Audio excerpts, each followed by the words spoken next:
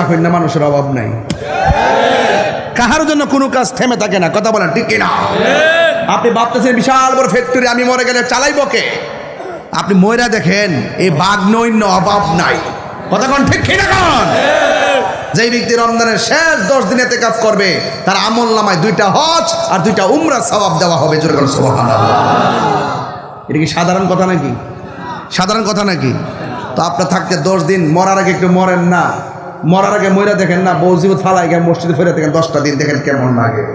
এই জন্য আমাদের রমজানে ইতিকাফ দরকার আছে না নাই? আছে। আরো বড় করে ইতিকাফ দরকার আছে না নাই? আছে।